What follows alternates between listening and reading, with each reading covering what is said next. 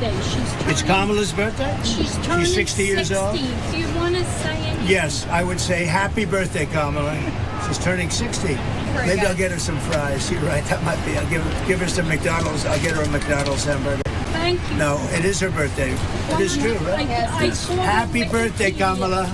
Days working at McDonald's, Trump 1, Kamala 0. This man just pulled off one of the most epic political stunts, political moves, what you want to call it, that I've ever seen. He went to the key swing state of Pennsylvania to a suburb of Philadelphia, pulled up to a McDonald's, put on an apron, and went to work. He worked at the fry counter. He was serving customers, and he had an enormous crowd when he was just trying to get to the McDonald's.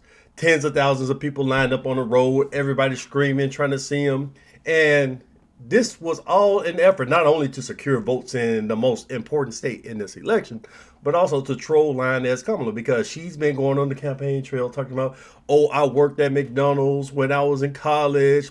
There's no evidence at all that she ever worked at McDonald's. Sounds like something that she just pulled out of her ass, another lie.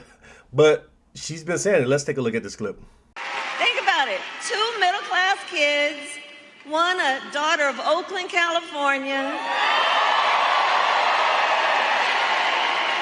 who was raised by a working mother. I had a summer job at McDonald's.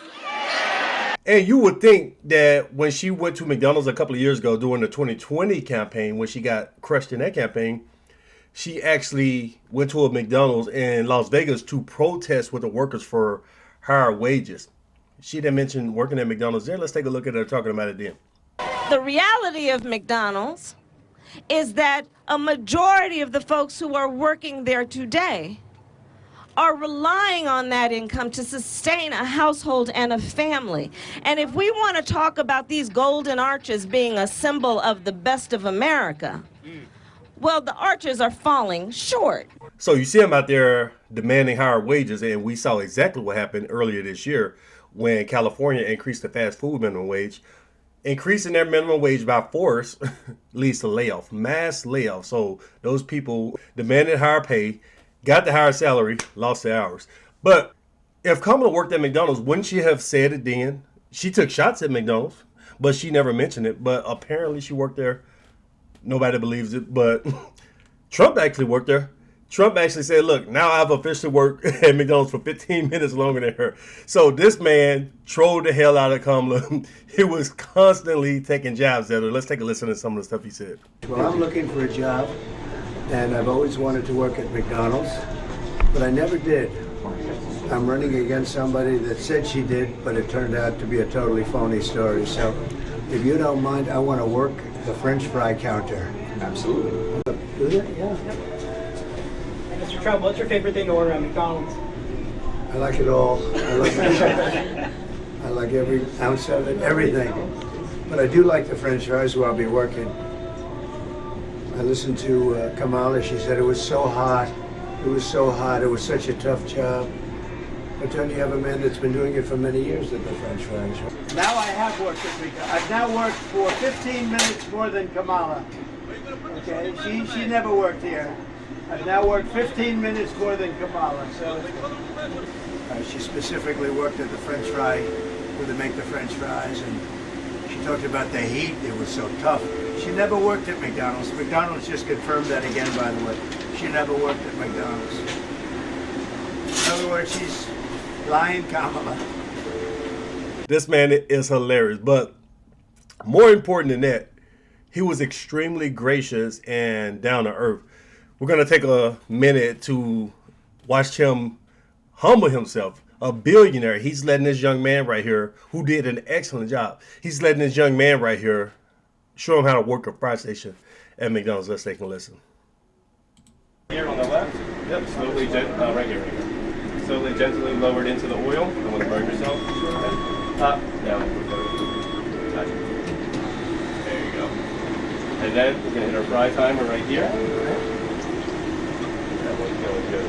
Now we can drop another one too. So we'll grab one more basket, 2 hands. Yep. We're going to put it right here. Okay. Lower it slowly into the oil. Don't want to burn. And then we're just going to hit our fry timer right here. Right there. Yep.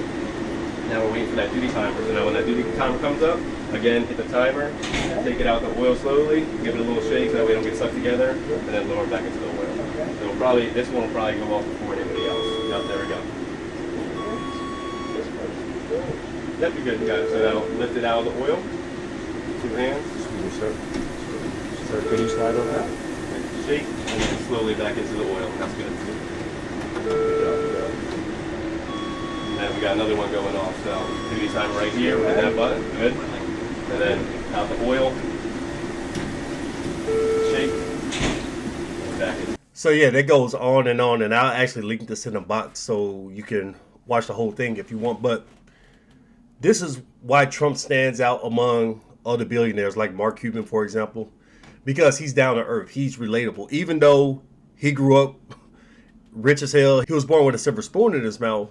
He's not cocky. He's not big-headed. Of course, he brags and talks crap when necessary. But in terms of how he views himself versus other people, he doesn't look at other people as beneath him just because he has more money or higher network than them.